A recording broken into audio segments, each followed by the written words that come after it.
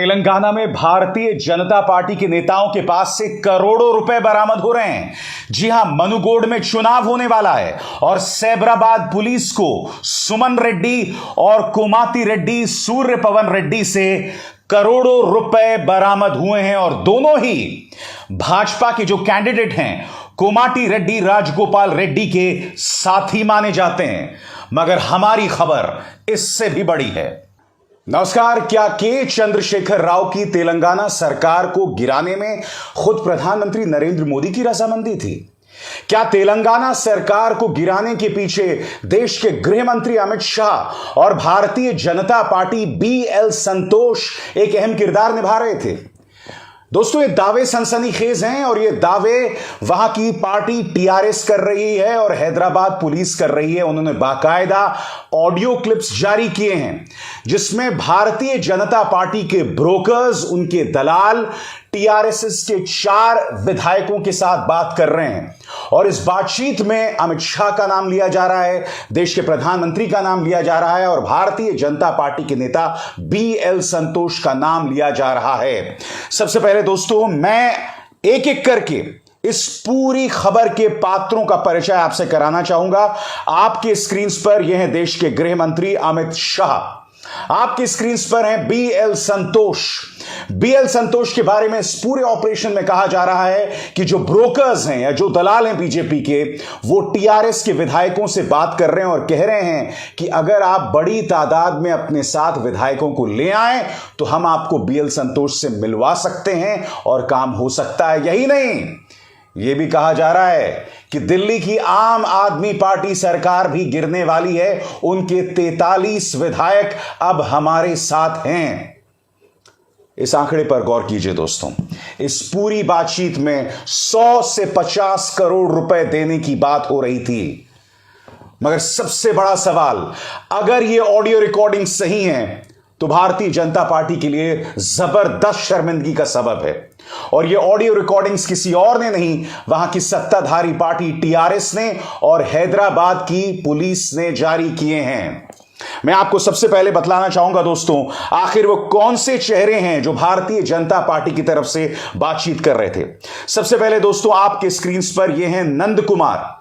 नंद कुमार जो हैं वो बिजनेसमैन है हैदराबाद में और यहां पर आप देख सकते हैं भाजपा के सांसद है G किशन रेड्डी उनके साथ दिखाई दे रहे हैं, उनके करीब दिखाई दे रहे हैं। इससे पता चलता है कि यह शख्स बीजेपी के कितने करीब था।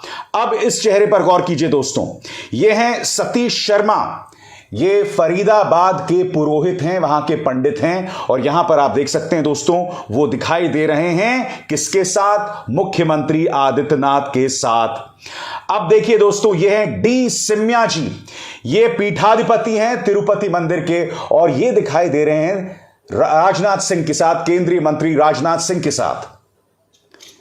इसका अर्थ क्या हुआ दोस्तों कि भारतीय जनता पार्टी, अगर हैदराबाद पुलिस की बात सही है, तो धार्मिक चेहरों और बिजनेसमैन के कॉकटेल का इस्तेमाल कर रही है सरकारों को गिराने के लिए।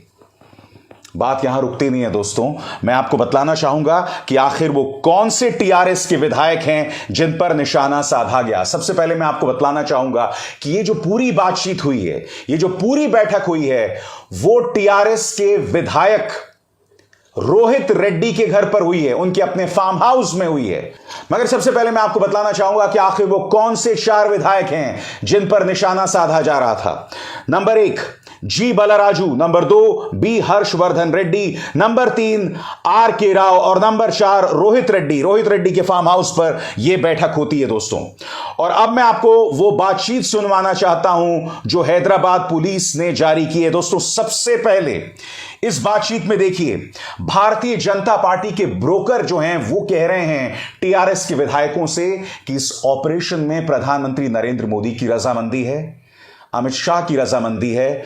अगर आपके साथ बहुत बड़ी तादाद में विधायक हैं तो BL संतोष से मैं आपकी मुलाकात कराता हूं। आप पूरी बातचीत सुनिए दोस्तों और फिर मैं उसकी आगे चर्चा करूंगा। The center is always ready with the deal. That's why they, he asking me that they are giving 100% support. No, मैं बोला क्यों उसमें डाउट नहीं है। That is what I am. तुम किससे डील कर रहे? मैं बोला तुम किससे डील कर रहे? इंडिया नंबर 1 से डील कर रहे हैं, क्यों बोला? तो just what I am saying is, see, Santosh is a very big person. He is not like he is not a small person. Okay. So even the minister goes also. The minister has to take the appointment with the Santosh. Then only Santosh will allow. Okay. That is the protocol of him. So calling him and asking him to come there, when he says, see, when bulk is there, then I can plan for that. If bulk is not there, then this 3 or 4 is there, and if you want ex-MLC, ex-MLA, I can arrange 4, 5, 6. So totally 10 I'll give.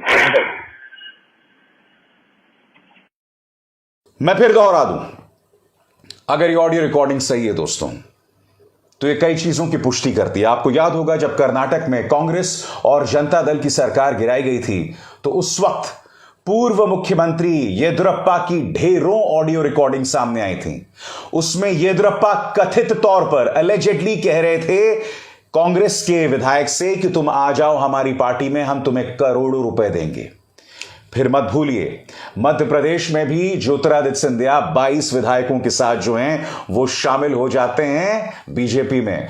उस वक्त खुलेआम मंच से शिवराज सिंह चौहान ने कहा था कि कांग्रेस की सरकार को गिराने का फरमान कहीं और से नहीं, प्रधानमंत्री कार्यालय से आया था। अगर यह सरकार नहीं गिरती तो प्रधानमंत्री की नाक कट जाती है, किसी और के शब्द नहीं थे, शिवराज सिंह चौहान के शब्द थे। इसका अर्थ क्या है दोस्तों?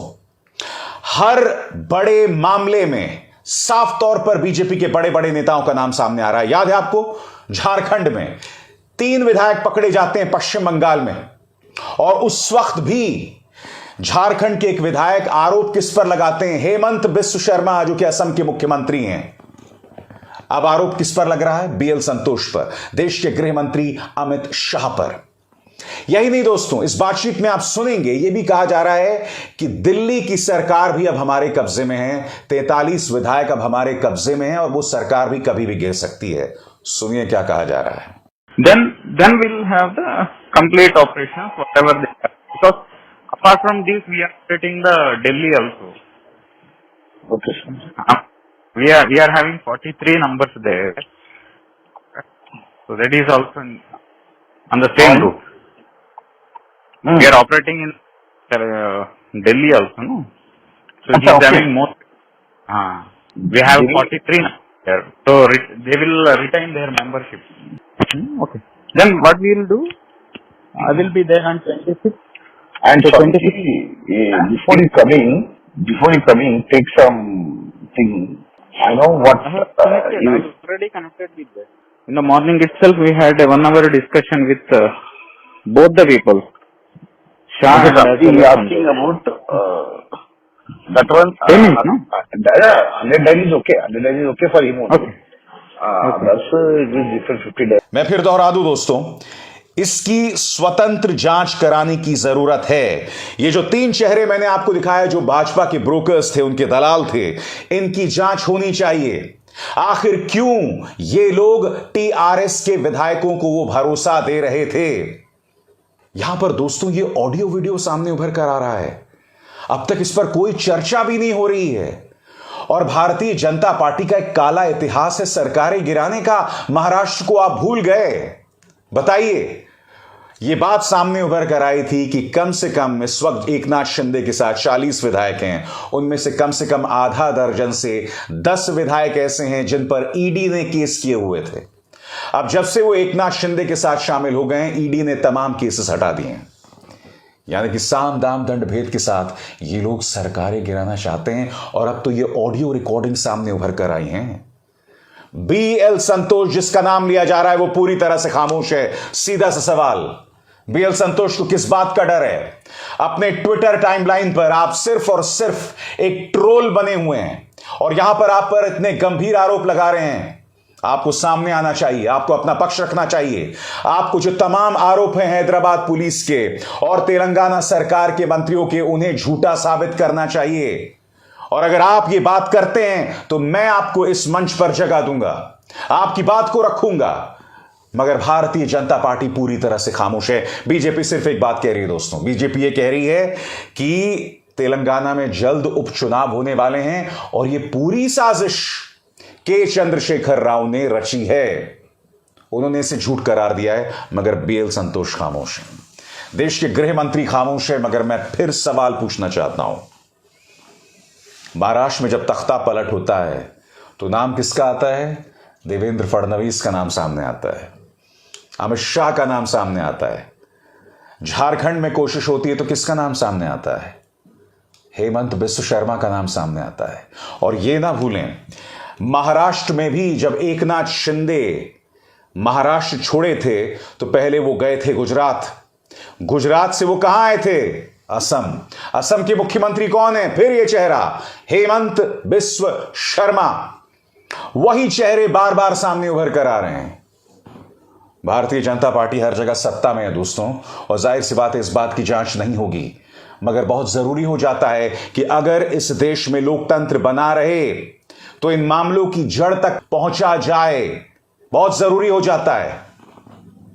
मगर दुख की बात यह है कि इस पर ना एजेंसीज कोई हरकत में आने वाली हैं और ना ही कोर्ट्स, ना ही अदालतें इस बात का संज्ञान लेंगी, जो अपने आप में कितनी बड़ी त्रासदी है।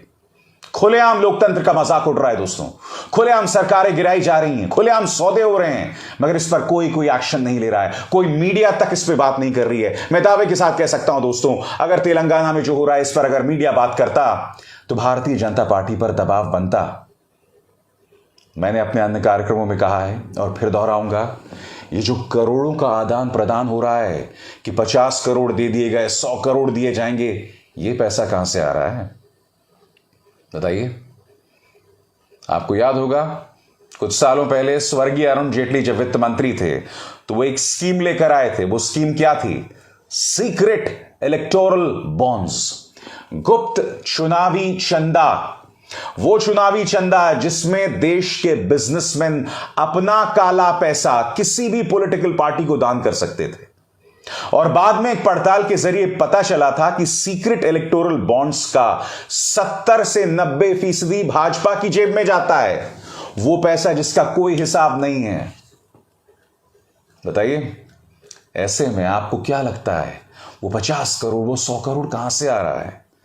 Number 1। Number 2, PM cares fund जो कि कोरोना के दौरान बनाई गई थी, वो भी आरटीआई के अंतर्गत नहीं आता है, यानी कि सूचना के अधिकार के अंतर्गत नहीं आता है। मैं आपसे पूछना चाहता हूं, क्या इसे सूचना के अधिकार के अंतर्गत नहीं आना चाहिए? आखिर पीएम केयर्स फंड ऐसा अंधा कुआं क्यों है जहां पैसा जब जाता है तो कहां जाता है, किसके पास जाता है, वो आपको पता नहीं है?